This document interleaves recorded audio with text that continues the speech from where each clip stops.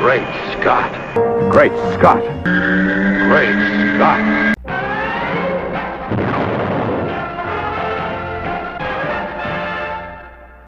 Hello everyone, and welcome to another episode of Great Scott. I'm Scotty V, and it's good to see you. Supergirl, Melissa Benoist. Look how cute she is. I recently, this week, got my animated Superman series, Supergirl PVC figure. People said to me, wow, you got a figure. I didn't really know you were such a big Supergirl fan. I guess I wouldn't term myself as specifically a Supergirl fan, although anything Superman related I tend to like if it's done well and written well and cast well and it's enjoyable. The Helen Slater movie was an unfortunate disappointment, but Helen Slater was a perfect casting for Supergirl at the time. The music was great. It had some of the feeling of the original Donner series of Superman films, but definitely fell short at the box office. Wasn't written particularly well. It was strangely casted other than Helen Slater.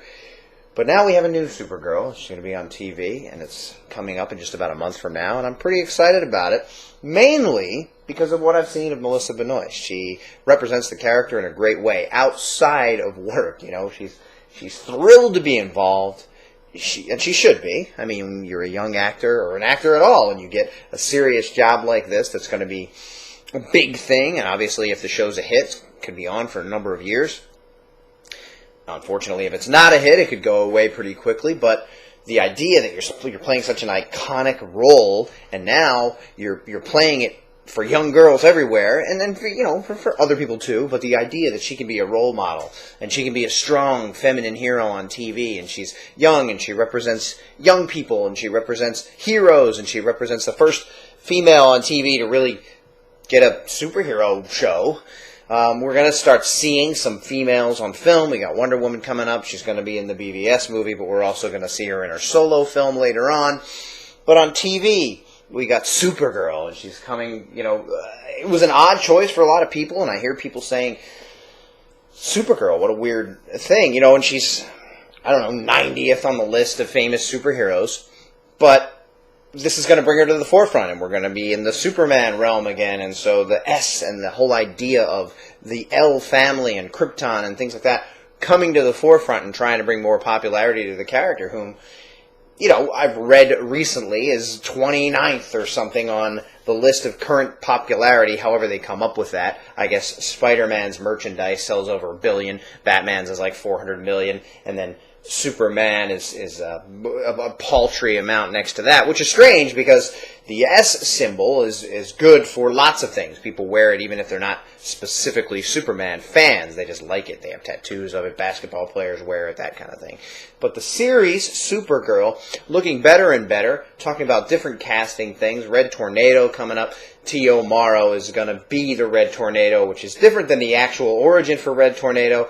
And a lot of times Tio Morrow is kind of a crazy lunatic, sometimes goes the path of evil lunacy. So it's weird because Red Tornado is a hero and he's a good guy, and normally he has that connection to his lost family and the fact that he died or something and then became an android and isn't really sure how to feel anymore but still has a human connection to these people. And so I'm not sure what they're going to do with him being Tio Morrow, and Tio Morrow's the creator generally of these androids and things.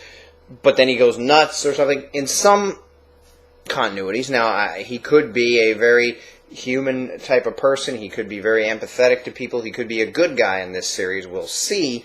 My guess is he'll start off as a villain, as they do on a lot of these shows, and then maybe they'll realize that they have common ground or something as time goes on. Hopefully they don't make him a straight-up villain, because that's not really what Red Tornado is. But we're hearing a lot of other things about the show, and we're seeing Melissa Benoist speaking at different events, hanging out with Girl Scouts, taking pictures with puppies. She just really embodies the spirit of a superhero and of Supergirl and of being a role model for young people. And it's really great casting. She just seems very genuine. She seems to love being involved, and she seems to really embody that spirit in an easy, genuine, it just comes to her simply, and it just happens. It's naturally flowing from her, the idea that she is this type of person even in her life. She doesn't fly around. She doesn't have superpowers. But she seems to really be Kara, or Kara, as they call her. So I think it's great. I think it's great casting, and I'm looking forward to it. I hope you are too. Thanks, everybody, for watching. And remember, always look up in the sky. Ba ba da da da, ba da da da, ba da, ya da da da da da da, ya da da da da da da da.